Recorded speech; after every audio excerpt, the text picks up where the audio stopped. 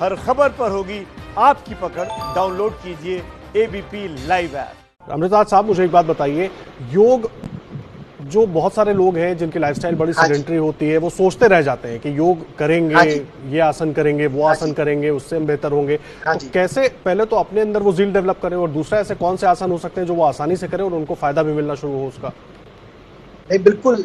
ऋषि वो थे जो रिसर्च करते थे, मुनि वो थे जो मनन करते थे। उन्होंने प्रकृति को ऑब्जर्व किया और मयूर को देखा तो मयूर आसन दिया, लोटस को देखा तो पद्मासन दिया, नौका को देखा तो नौकासन दिया, हल को देखा तो हल आसन दिया। तो यहाँ ये सब कहने का तात्पर्य ये है कि हम अपनी प्रकृति जाने, वात पित्त कफ, और अपनी प्रकृति और अपनी क्षमता के अनुसार, क्योंकि ये जो शरीर है ये दो चीजों पे निर्भर करता है, आहार और विहार, ईटिंग हैबिट्स और लाइफस्टाइल। हर व्यक्ति की अलग अलग क्षमता है।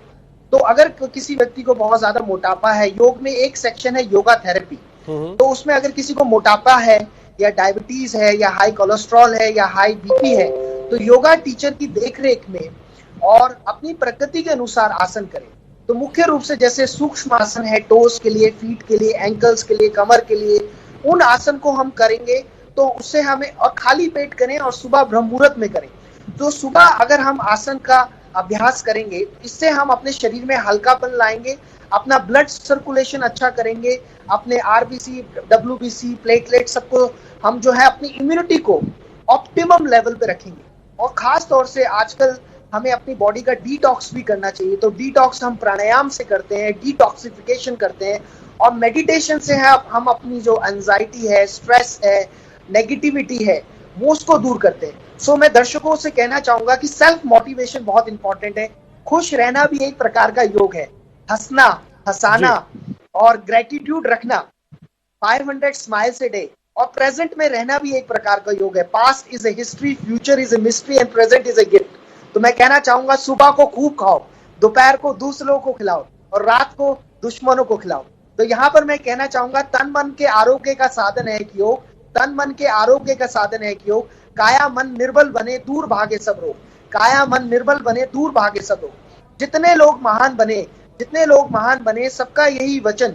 इस धरती पे स्वास्थ्य अपना सबसे सुंदर धन, हेल्थ इज वेल्थ। इस धरती पे स्वास्थ्य अपना सबसे सुंदर धन। देखिए, तमाम जो बातें आप बता रहे हैं डॉक्टर अमृतराज बहुत अहम है, और मैं आपसे गुजारिश कर रहा हूं, एक छोटा सा ब्रेक के लिए हम रुक रहे हैं, और आप इस बीच एक लिस्ट जरूर तैयार रखें। जब मैं आपसे पूछूंगा कि वो आम आदमी के लिए कौन कौन से आसन हो सकते हैं जो वो आसानी से कर सकता है, घर पर कर सकता है, और शायद कुछ आसन ऐसे भी होंगे कि वो दफ्तर में भी कर सके और अपनी इम्यूनिटी को बढ़ा सके। तमाम खास मेहमान हमारे साथ जुड़े हुए हैं और बहुत अहम तरीके बता रहे हैं अपने आप को स्वस्थ रखने के, और ऐसा स्वस्थ रखने के कि आप सिर्फ कोरोना ही नहीं, तमाम और दूसरी बीमारियों से भी लड़ने के लिए आपके शरीर को ये तमाम जो उपाय है वो तैयार करेंगे। और हमारी ये बातचीत लगातार जारी रहेगी। सभी खास मेहमान हमारे साथ जुड़े हुए। एक छोटे से ब्रेक के लिए रुक रहे हैं, तुरंत लौट कर आते हैं।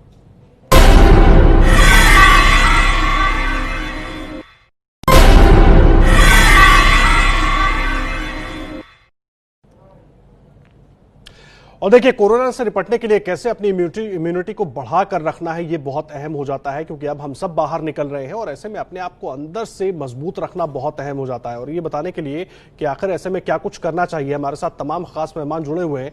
सीधा उनका रुख करते हैं। हमारे साथ देखिए वैद्य देवेंद्र तुगना साहब भी जुड़े हुए हैं और बाकी तमाम मेहमान भी मौजूद हैं, उनके पास भी चलेंगे। लेकिन वैद्य जी, मैं आपके पास आ रहा हूं। मुझे एक बात बताइए, आपने पहले हमें बताया था तमाम उपाय, क्या ऐसे आसान उपाय हो सकते हैं आयुर्वेद के जो आम आदमी डेली लाइफ में इस्तेमाल कर सकता है, बिना किसी दिक्कत के कर सकता है, और उसका फायदा उसको आंतरिक तौर पर, शारीरिक तौर पर मिले?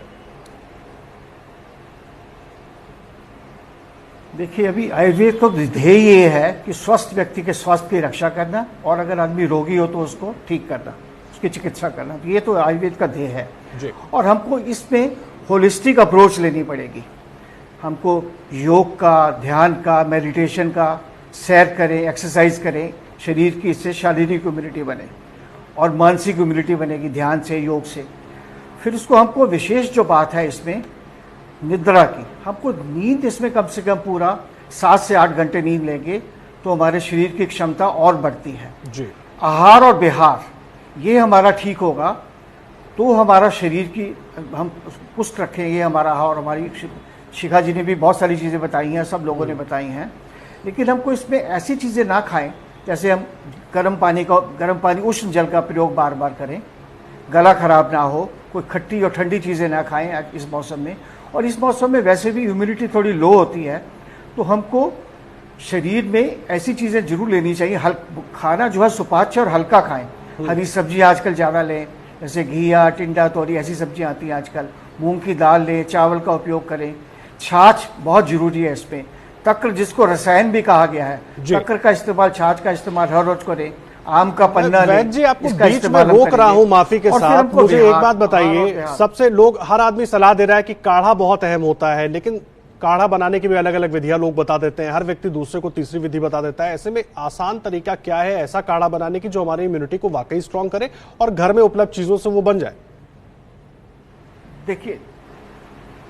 देखिए काढ़ा जो हमारे आयुष विभाग ने बनाया है, जो कि भारत सरकार ने भी उसको कहा है, उसमें दालचीनी है, सौंठ है, काली मिर्च है, अदरक है, और इसमें और 2 चीज़ें मिला सकते हैं, मुलट्ठी और गिलोय।